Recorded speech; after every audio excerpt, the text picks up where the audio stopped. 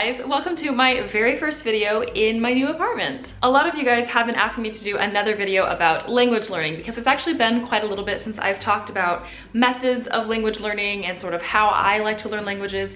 I've done a couple of videos like this, but they've been a little bit. So I've gotten a lot of requests, especially after my very first French video that I posted several weeks ago now. So I thought that would be a great subject to talk about today. This is a really broad topic, and I'm not sure that any number of videos could quite cover it completely. So I thought I would just kind of talk about today how I have learned French and sort of my perspective on learning languages, as well as, of course, a few like actual concrete tips that I can give you guys. So for anybody new, I speak French and Spanish in addition to my native language, English. My Spanish is lagging a bit behind, but if you speak Spanish, feel free to leave me comments anytime or tweet me anytime in Spanish, because I do need the practice. But right now I'm focusing a lot more on French because I live in France now, and it's obviously a lot more important for me to be able to speak French. I had two very different approaches when it came to these languages, because Spanish I learned more so from textbooks and sort of that classroom type of style that most people learn languages in, and French I pretty much taught myself. I used materials and stuff that were a bit more classroomy, which I will get to in just a minute in the video, but it was completely self-taught every step of the way, so I've never actually had a French teacher. When I kind of dove into French, I put a lot of thought into how I wanted to learn the language based on what I knew from learning Spanish,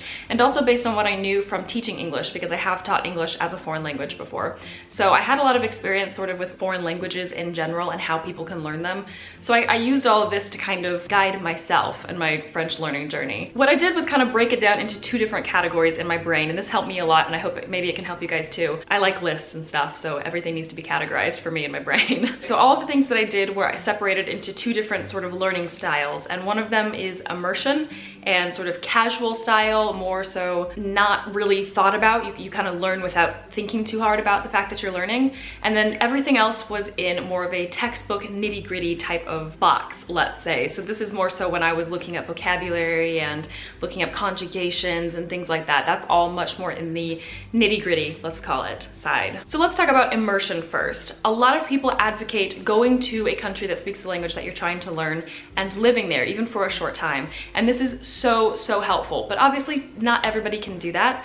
And when I was working in the US before I came to France, I couldn't do that, and I didn't know French speakers in the area, and I wasn't able to meet with the local group that spoke French together, and I didn't have friends who were taking French classes, and it was just, I had nobody to talk to in person and no group to immerse myself in. But I still did find a way to work on this side of the learning, and what I used mainly as my tool for that was YouTube. There is a ton of French speaking content on this platform, and it may be hard to find it at first when you're kind of breaking into it and you don't know anybody who vlogs in that language that you're learning. But I promise you, especially if it's a widely spoken language in the world, there's a ton of content here. You just have to look for it. So what I did was find some daily vloggers, or just some very frequent vloggers at least. So there was constantly lots of content being put up. I loved vloggers who would go 15-20 minute videos. I don't really watch that length of content in English unless I really love the content. And I was watching vloggers for 20 minutes speaking about stuff I didn't understand because I started it really early on in the process.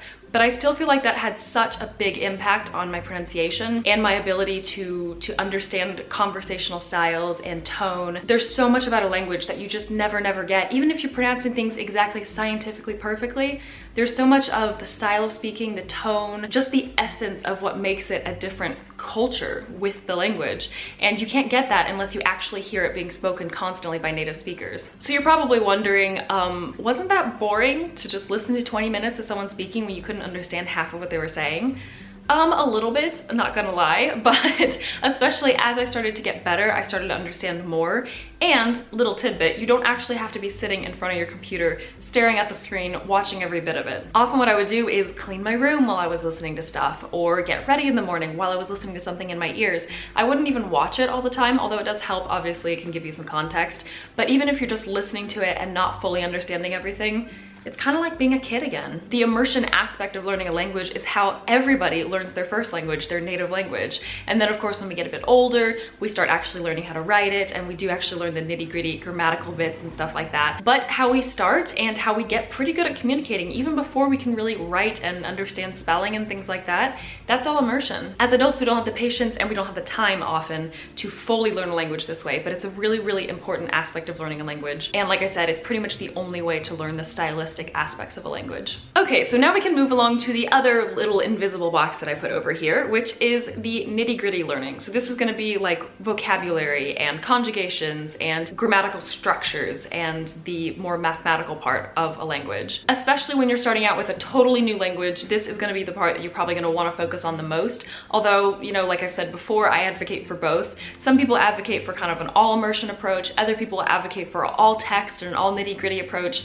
But I think you need the whole time learning a language. I think you need both. But especially when you start out, you're going to be a little bit more focused on the textbook side of learning a language. And then later, when you're more towards the fluent aspect, immersion is going to be much, much more important. If you're learning via a class, obviously the textbook and the vocab side of it, that's going to be covered because that's basically what most classes focus almost entirely on, which I have a huge problem with personally as a learner and as someone who has taught before, but that's a whole other can of worms there. But of course, this is covered if you're taking a class. However, if you're trying to learn a language like I learned French, you might be a little bit you might feel a little bit lost when it comes to this aspect because it's a bit harder to figure out how to approach the nitty-gritty side of learning a language if you don't have a textbook and a teacher. It can be done though, and I definitely did find several resources that were really helpful for me.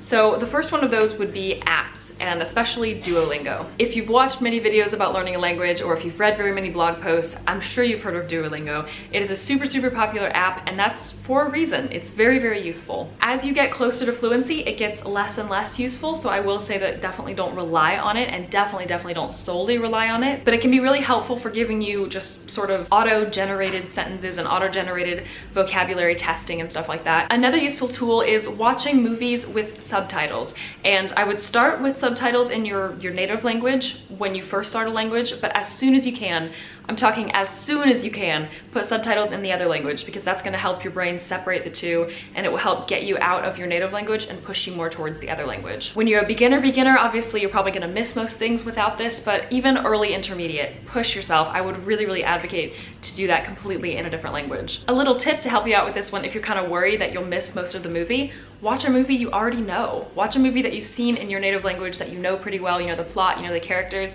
and then put it in a different language, put it with a different set of subtitles so that you don't need those native language words even anywhere in your brain, yet you'll still be able to follow the story a lot better because you know it already. If you're more of a textbook learner and you're a little bit nervous about not having an actual textbook to work with, there are also tons of possibilities to find online courses for the language, sometimes free, sometimes just very inexpensive. You can look on places like Udemy for this. There might be plenty of courses depending on what language you're looking for. I even managed to find a free online course from Carnegie Mellon University, and it wasn't really a course because there was no teacher, but they just had all of their old materials online and anyone could access them. And they were old, they were outdated. It was clearly because they had updated to new textbooks for their actual paid courses at the university, but it was still something and it helped me out a lot. I've also got another app on my phone that is basically just quizzing me on conjugation. So it'll give me a verb, it'll tell me what tense I need to conjugate it in, and then I just put for each form the I, you, he, she, you know, all of that. I just type in each different conjugation. And that is really useful for languages like Latin languages that have multiple different verb conjugations. Another really great way to amp up this side of learning a language is by reading. And I know, again, this is something that feels very non-accessible when you first start a language, but just find stuff that children read or find stuff that is actually intended for non-native learners. I actually have an entire video about this subject, so I'm just going to stop talking about it in this video for now, and definitely go check that one out if you're curious about a little bit more about that.